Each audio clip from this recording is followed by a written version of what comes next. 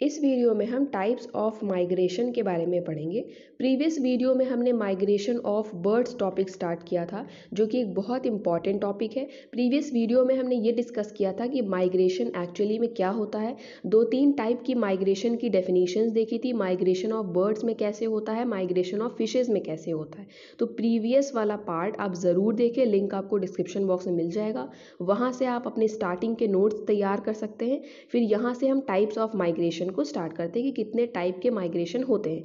ये हम migration of birds के अंदर ही पढ़ रहे हैं। माइग्रेशन ऑफ बर्ड्स एक पूरा लॉन्ग टॉपिक है, ये कंप्लीट होगा 3 से 4 वीडियोस में। उसके बाद हम माइग्रेशन ऑफ फिशेस पढ़ेंगे। दोनों ही टॉपिक बहुत ज़्यादा इंपॉर्टेंट है, एग्जाम में कुछ भी पूछा जा सकता है, तो दोनों को ही आप अच्छे से प्रिपेयर करेंगे। माइग्रेशन ऑफ बर्ड्स के नोट्स पहले प्रिपेयर करिए, फिर हम माइग्रेशन ऑफ फिशेस के बारे में पढ़ेंगे।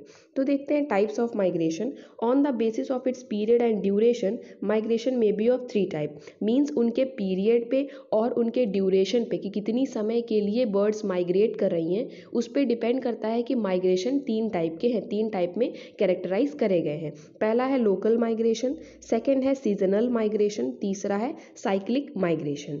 फिर देखते हैं, एक एक को डिटेल में पढ़ लेते हैं। Local migration, it occurs in response to environmental factors such as light, darkness, humidity, temperature, etc. और for availability of food। यहाँ पे ये बताया जा रहा है कि जो लोकल माइग्रेशन होता है, ये जनरली जो होता है इन्वायरमेंटल फैक्टर्स की वजह से होता है। इन्वायरमेंटल फैक्टर्स मीन्स लाइट की वजह से, डार्कनेस की वजह से, ह्यूमिडिटी और टेम्परेचर की वजह से, और अवेलेबिलिटी ऑफ फूड की वजह से। मीन्स अगर कुछ बर्ड्स जो हैं किसी पर्टिकुलर हैबिटेट में रह रही हैं, वहाँ पे अगर फूड की इनसिक्योरिटी है, वहाँ पे फूड अवेलेबल नहीं है जितना उन्हें चाहिए, तो वो कुछ समय के लिए माइग्रेट कर जाती हैं किसी नई जगह पे जहाँ पे फूड की अवेलेबिलिटी होती है।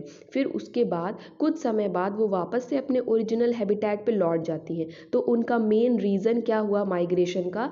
अवेलेबिलिटी ऑफ फूड हुआ, कि उन्हें फूड की जो है अवेलेबिलिटी चाहिए थी। कभी कभी बाकी इन्वायरमेंटल फैक्टर्स की वजह से भी ये माइग्रेट करती हैं। बहुत ज़्यादा एक्सेसिव हीट की वजह से, मीन्स एक्सेसिव टेम्परेचर की वजह से, या फिर बहुत ज़्यादा डार्कनेस की वजह से, ह्यूमिडिटी की वजह से वो किसी नई जगह पे माइग्रेट कर जाती हैं। और ये लोकल माइग्रेशन इसे इस वजह से नाम दिया गया है क्योंकि ये शॉर्टेस्ट डिस्टेंस पे होता है और लोकली मतलब जल्दी जल्दी पीरियोडिकली होता रहता है। फिर देखते हैं next point. For instance many birds undertake daily migrations to adjoining local areas in response to climatic and environmental conditions, particularly in search of food. यहाँ पे ये बताया जा रहा है कि लोकल माइग्रेशन जो होता है, इसका वर्ड, इसका जो नाम है लोकल, इसी वजह से दिया गया है क्योंकि ये लोकली होता रहता है, पीरियोडिकली थोड़े थोड़े समय पे ही होता रहता है।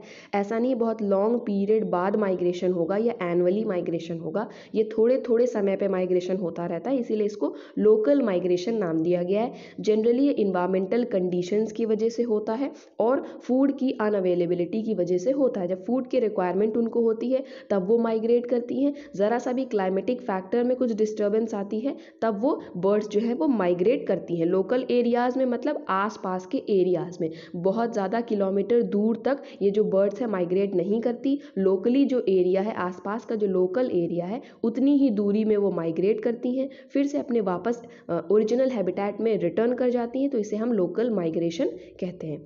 फिर नेक्स्ट पॉइंट देखते हैं। House sparrow can be seen moving, house sparrow can be seen moving out of its nesting site almost every day for food. यहाँ पे एग्जाम्पल दिया गया है हाउस स्पैरो का कि वो अपनी जो नेस्टिंग साइट है, मीन्स जो उसका घोंसला है, जो उसका परमानेंट हैबिटेट है, वहाँ से वो ऑलमोस्ट एवरी डे माइग्रेट करती है फूड की सर्च में। जब उनको फूड की रिक्वायरमेंट होती है तो लोकली अपने लोकल एरिया में फूड की सर्च में जब वो निकलते हैं तो उसको लोकल माइग्रेशन का एग्जाम्पल दिया गया है। फिर देखते हैं next. Indian pitta also disappear from their nesting site at regular intervals, daily exhibiting the local migration।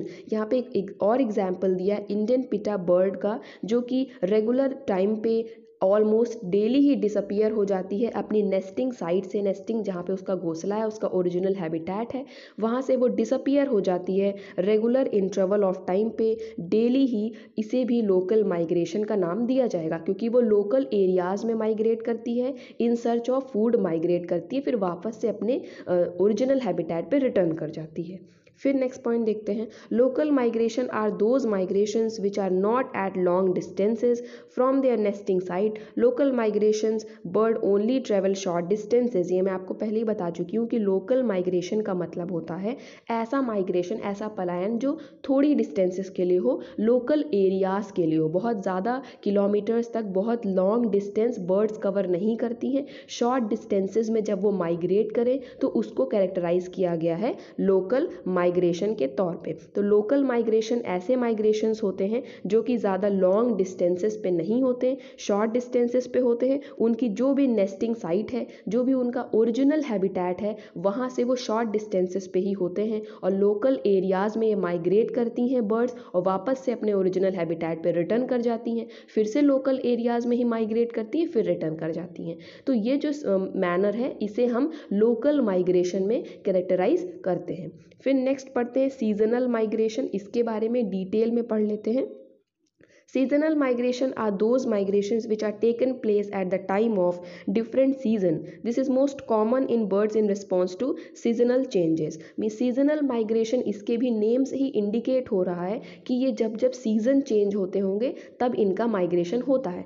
Seasonal migrations वो माइग्रेशंस होते हैं जो कि जनरली डिफरेंट सीजन्स में लिए जाते हैं। एक मौसम जब कन्वर्ट होता है, जब दूसरा मौसम आने वाला होता है, तब ये बर्ड्स जो है माइग्रेट करती हैं अपने ओरिजिनल हैबिटेट से। और ये जो सीजनल माइग्रेशन है ये बर्ड्स में बहुत ज़्यादा कॉमन है। कॉमनली ये माइग्रेशन किया जाता है क्योंकि सीजनल चेंजेस होते रहते हैं। जैसे जैसे सीजनल चेंजेस होते हैं डिफरेंट पीरियड ऑफ टाइम पे, वैसे वैसे इनका माइग्रेशन होता रहता है। तो ये सीजनल माइग्रेशन की डेफिनेशन हो गई।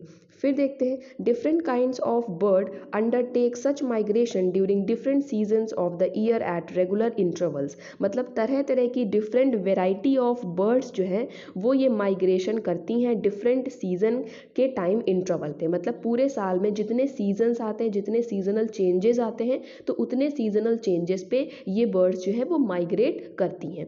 फिर देखते हैं next point, in temperate countries birds during winter move to warmer areas, whereas in tropical and sub tropical countries birds during summer migrate to colder regions. यहाँ पे सीजनल माइग्रेशन का बहुत अच्छा एग्जाम्पल डिस्क्राइब किया गया है कि जो टेम्परेट कंट्रीज़ होती हैं तो बर्ड्स वहाँ की क्या करती हैं, जब विंटर का सीज़न होता है तो वो वार्मर एरियाज़ में माइग्रेट कर जाती हैं। जब विंटर का सीज़न होगा तो ये सीजनल चेंजेस को एस्केप करने के लिए, वहाँ से बचने के लिए वो थोड़े वार्मर एरियाज़ में किसी नई जगह पे माइग्रेट कर जाती हैं। फिर जो कुछ ट्रॉपिकल और सब ट्रॉपिकल कंट्रीज़ होती हैं वहाँ की बर्ड्स क्या करती हैं, वहाँ के समर को एस्केप करने के लिए वो थोड़े कोल्डर रीजन्स में माइग्रेट कर जाती हैं, थोड़े ठंडे रीजन में किसी नई कोल्डर प्लेस पे माइग्रेट कर जाती हैं, वहाँ पे कुछ समय के लिए सर्वाइव करती हैं। वापस से जैसे ये समर का सीज़न थोड़ा डाउन होने लगता है,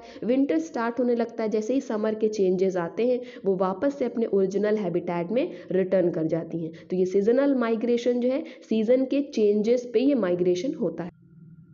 आई होप आपको यहाँ तक एक एक लाइन अच्छे समझ में आई होगी। इसके आगे का हम नेक्स्ट पार्ट में पढ़ेंगे। Stay tune for the next part. Thank you.